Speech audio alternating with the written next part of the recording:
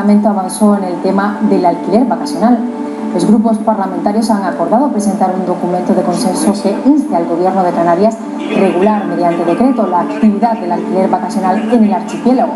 El Partido Popular retiró una moción para intentar alcanzar un acuerdo. En las islas hay unas 53.000 familias afectadas. Es que ninguna comunidad autónoma exige la autorización previa de la comunidad de vecinos. ¿Por qué esa traba para Canarias? He tenido la oportunidad de ver el paquete de alegaciones que ustedes presentan y hay cosas en las que nosotros estamos de acuerdo. Pero igual también mirándoles a la cara les digo, no estamos de acuerdo en todas las alegaciones que han presentado. Hay cosas que a nosotros nos gustaría ver con detenimiento, como la cédula de habitabilidad. En el punto 1 plantea la moción del Grupo Popular que se acepten todas las alegaciones. Oiga, ¿y si son contradictorias? Porque alegaciones no han sido presentadas solo por una asociación.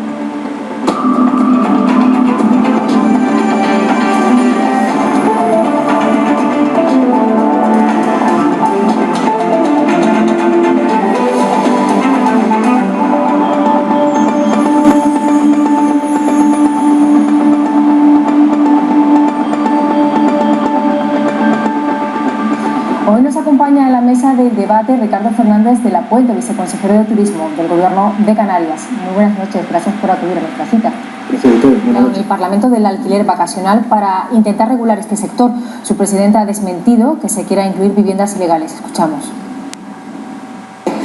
Creemos que hay margen para la negociación para poder darle una salida a esta modalidad tan consagrada en las islas. Donde hemos estado de acuerdo, y así se lo hemos transmitido, es que las casas tienen que ser legales, cosa que nosotros hemos dicho desde un principio. Hubo ahí un malentendido que quiero aclarar aquí públicamente, que ASCAF en ningún caso nunca ha pretendido que viviendas ilegales se puedan dedicar al alquiler vacacional.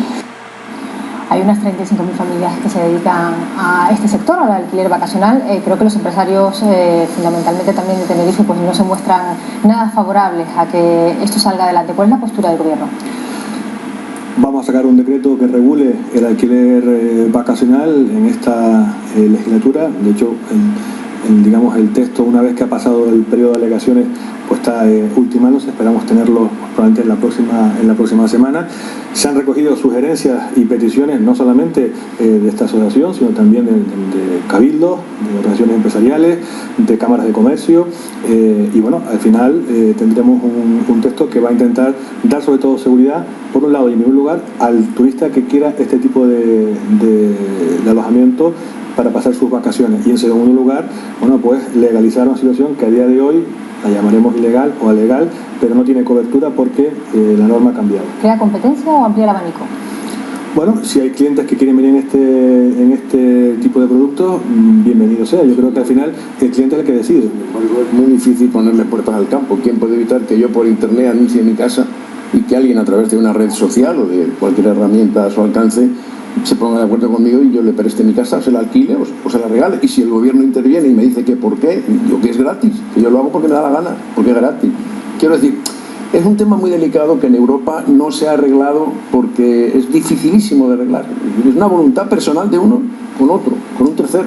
Claro, pero a día de hoy, eso antes caía dentro del ámbito de los alquileres, la ley de arrendamientos urbanos, menos de 6 meses cae dentro del ámbito ya de las comunidades autónomas, dentro del ámbito de alquileres de temporada que se llaman, dentro del ámbito de las comunidades, de las competencias que son propias de las comunidades autónomas, que son el turismo. En teoría, don Ricardo. Sí, bueno, en teoría, pero a día de hoy aquellas personas que alquilan por días o por semanas, pues se arriesgan a que les venga una sanción, como de hecho están habiendo sanciones por este tema, porque están apareciendo un producto no reglado, ilegal en este momento, o alegal, como lo queramos decir, en la comunidad. Sí, por eso yo creo que es importante, bueno, pues darle salida a este tipo de alquileres con las máximas garantías, y ese es el compromiso del gobierno. El gobierno está tolerando televisiones alegales, emisoras de radio alegales.